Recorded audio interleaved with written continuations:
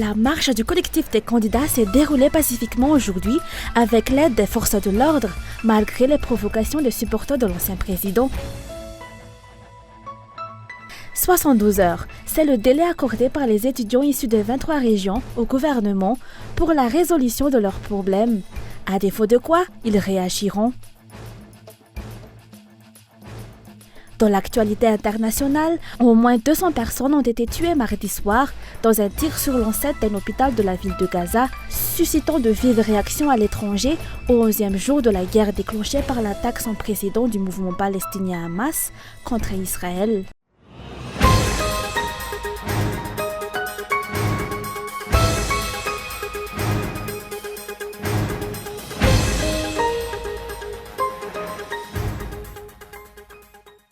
Les forces de l'ordre ont pris leurs responsabilités aujourd'hui en empêchant les supporters de l'ancien président de perturber la marche organisée par le collectif des candidats à partir de Tanzbadou. Ces forces de l'ordre étaient constituées des éléments de la police nationale et des forces armées. Les perturbateurs avaient dévancé les leaders de la marche sur place et ont essayé de provoquer les manifestants tout le long du trajet jusqu'à Mahamasn. Un pickpocket a été appréhendé lors de cette marche.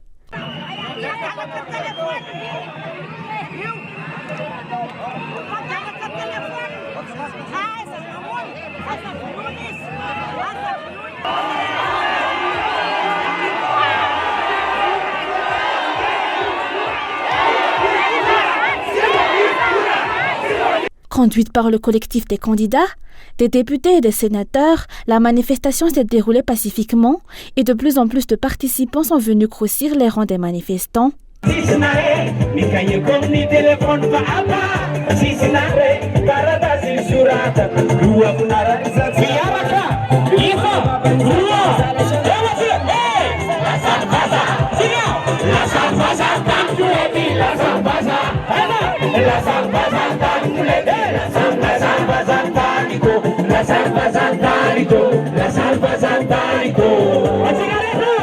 Lors de leur intervention à Mahamasn, les candidats ont salué la prise de responsabilité des forces de l'ordre.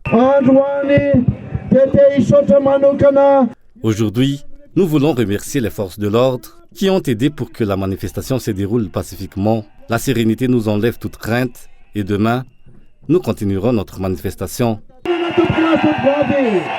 Le collectif des candidats a souligné que les manifestations continueront tant que les objectifs ne seront pas atteints.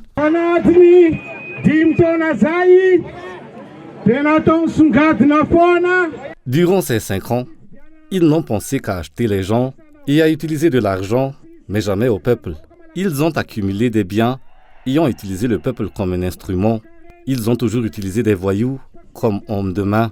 Bientôt, l'histoire de Madagascar changera car nous aurons gagné. Les manifestations vont se poursuivre et d'autres partis politiques, associations, syndicats et différentes composantes des forces vives viendront renforcer les rangs.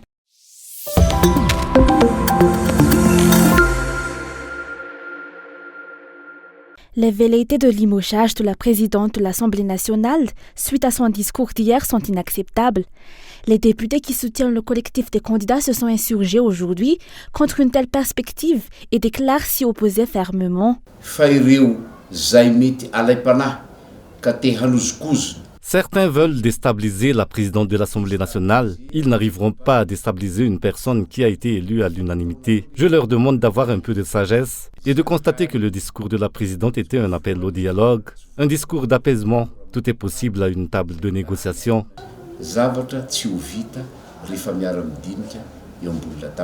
Pour le député élu à Ikong, membre du collectif des candidats, la neutralité dont a fait montre la présidente de l'Assemblée nationale lors du discours prononcé à l'occasion de l'ouverture de la session ordinaire de cette institution est encourageant.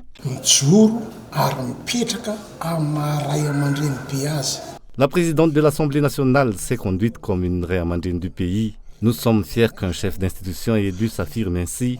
C'est encourageant car cela montre qu'il existe encore des personnes vers lesquelles on peut se tourner. C'est la seule institution légitime et légale qui reste dans le pays. Cela veut dire qu'on ne peut pas la déstabiliser à moins de vouloir détruire le pays. Les députés ont fait valoir qu'ils soutiendraient la présidente de la Chambre basse, l'Assemblée nationale représentant le pouvoir législatif. Pour rappel, la session ordinaire de l'Assemblée nationale se tient depuis hier à Timbazaz.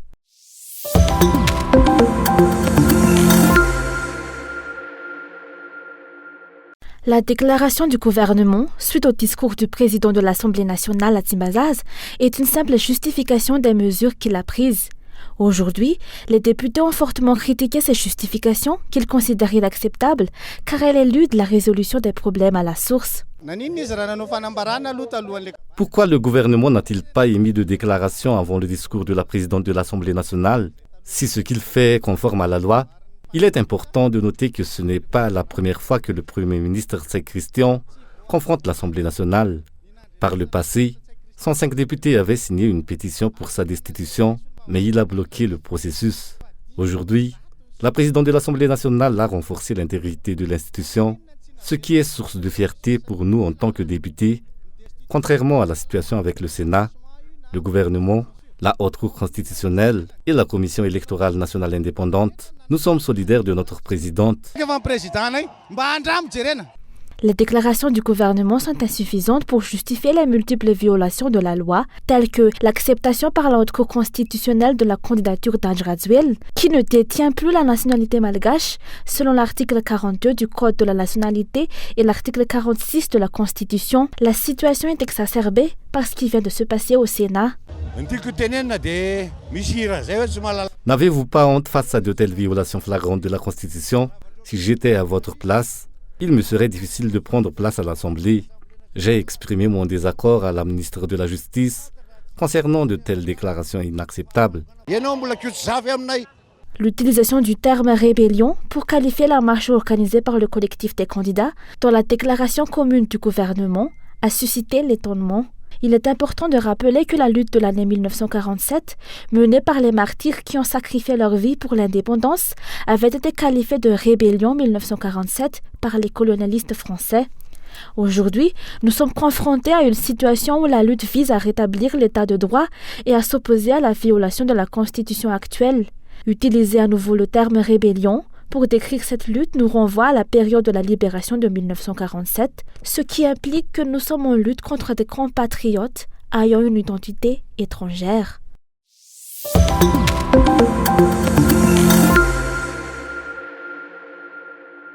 Les travailleurs des secteurs privés et publics menacent de cesser complètement leur travail si le gouvernement ne résout pas les problèmes politiques actuels.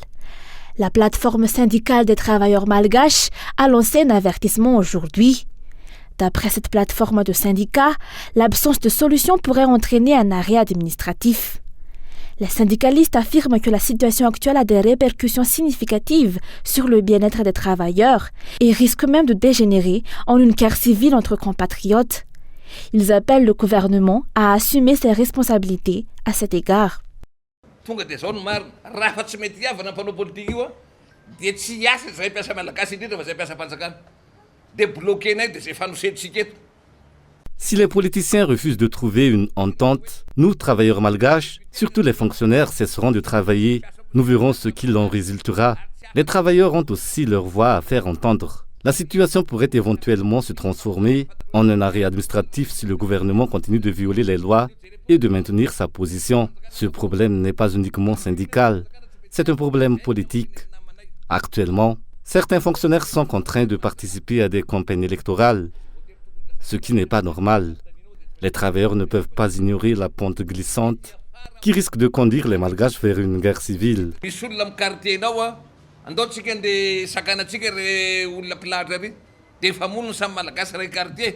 Les travailleurs réclament aussi le respect de la loi pour résoudre la crise politique. Ils partagent leurs préoccupations concernant l'avenir des générations futures.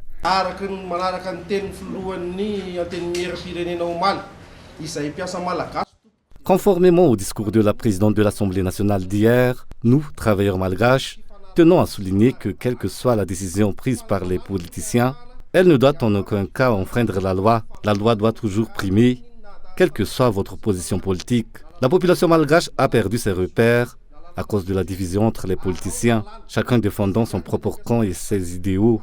Quel exemple souhaitons-nous donner à nos enfants? Devons-nous leur enseigner que les conflits dans les rues sont normaux? Est-ce la leçon que nous voulons transmettre aux générations futures?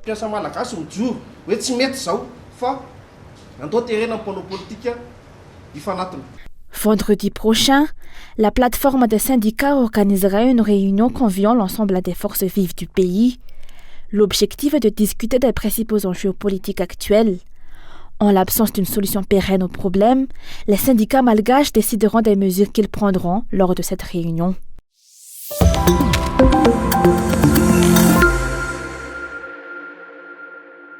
Les étudiants issus des 23 régions accordent un délai de 72 heures au gouvernement pour résoudre leurs problèmes. Parmi ceux-ci figure la demande d'accès aux nouveaux bâtiments, tel que promis par l'ancien président Adjrazwil depuis 2022. Nous, les étudiants des 23 régions, exigeons l'accès immédiat au nouveau bâtiment R+1 à la rue d'Ancats 2 avec équipement complet, achèvement des travaux, approvisionnement en électricité et résolution des formalités d'accès au logement dans les 72 heures. La réparation des bâtiments endommagés sur les campus de Wundwurne et d'Ancats. La résolution urgente des problèmes liés à l'arrêt prolongé de nos études, l'impact sur nos économies et bourses et la triste perte d'un étudiant à Wundwurne. La fin de la violation de la franchise universitaire, marquée par l'entrée des forces de l'ordre sur le campus, des arrestations et de la violence envers les étudiants, ainsi que l'utilisation de l'enceinte universitaire à des fins politiques. Nous exigeons des actions immédiates. Les étudiants expriment leurs préoccupations quant à une éventuelle année blanche en raison d'une interruption des études de plus de 3 mois. Ils sont également inquiets de l'implication de l'enseignement supérieur dans la politique.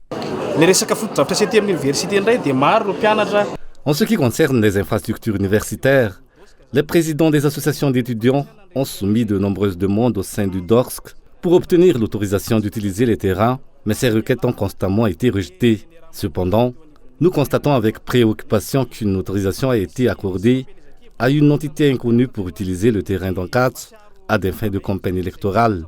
Nous déplorons cette disparité de traitement et craignons également qu'en raison de la situation sanitaire liée au Covid-19 et d'autres problèmes, une année blanche puisse devenir inévitable. Les étudiants déclarent prendre des mesures si le gouvernement ne répond pas à leurs demandes d'ici 3 jours.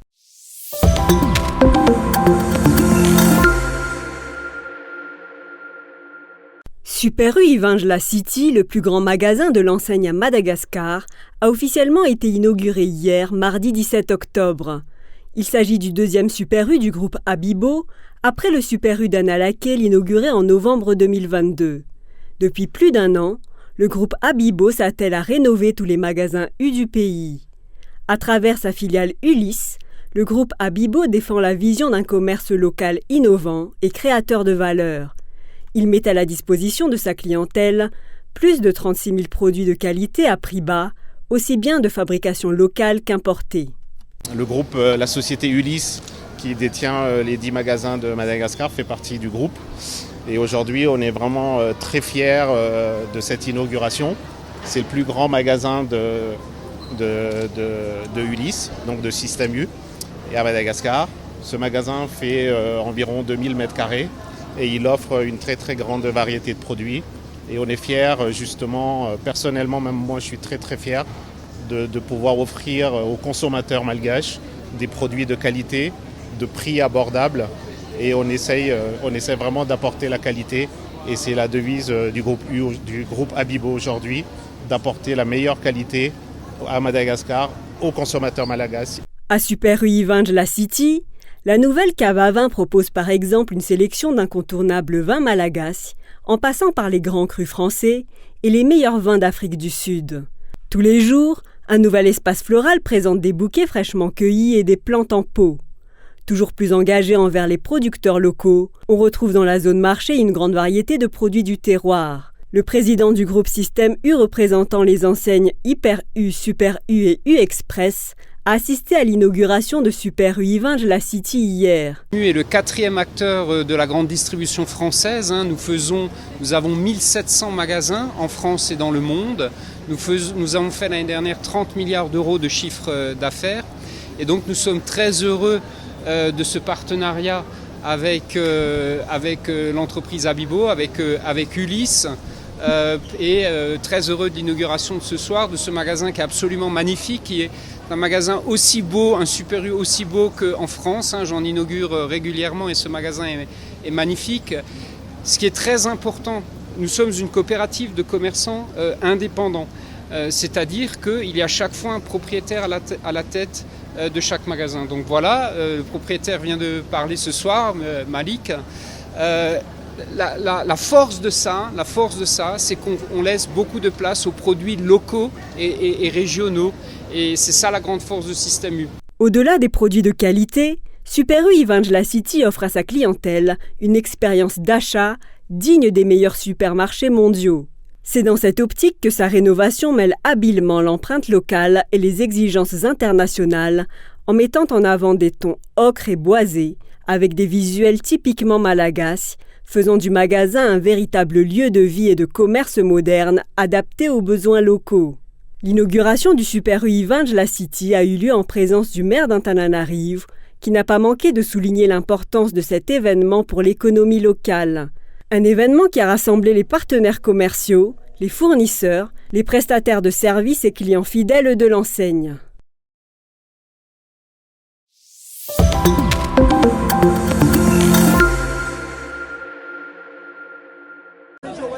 Les ambulances sont affluées toute la nuit dans cet hôpital du centre de la ville de Gaza. Les secouristes y transfèrent les victimes de l'explosion d'une autre structure, l'hôpital d'Al-Ali Arab, situé à 3 km de là. L'immeuble a été éventré par une frappe mardi soir, provoquant la mort de centaines de personnes et autant de blessés. Des soignants, des patients et d'autres Gazaouis pris au piège, alors qu'ils y avaient trouvé refuge depuis le début de la guerre il y a 11 jours. Près de 4000 personnes y résidaient. Des centaines de victimes seraient encore sous les décombres. Les civils qui ont perdu leurs abris ont trouvé refuge dans des hôpitaux. En plus, bien sûr, des centaines, voire des milliers de blessés qui sont pris en charge. Donc, il est fort à parier qu'on est sur un constat probablement important de victimes liées à ce bombardement. Presque immédiatement après la frappe, le Hamas a désigné Israël comme responsable et a appelé à une condamnation unanime. J'appelle tous les peuples libres, les Nations Unies, le Conseil de sécurité et l'Assemblée générale des Nations Unies, les institutions juridiques, la Ligue arabe et l'Organisation de la coopération islamique à condamner clairement ce terrible massacre. Ce silence doit cesser. De son côté, le Premier ministre israélien Benjamin Netanyahou rejette l'accusation du Hamas. Tsahal l'affirme, le bombardement sur l'hôpital à Gaza est dû à un raté d'une roquette lancée par le groupe djihad islamique. Voilà la situation après le bombardement. Il n'y a pas de dégâts structurels sur le bâtiment. Les murs sont restés intacts. Il n'y a pas de cratère ici. Donc, tout ce que je viens d'énoncer, tout ce que je viens de dire, montre que ça ne caractérise pas un bombardement du parking avec une munition aérienne. Le secrétaire général de l'ONU, Antonio Guterres, s'est dit horrifié par les centaines de morts dans l'attaque sur l'hôpital gazaoui et a prôné un cessez-le-feu immédiat dans le conflit.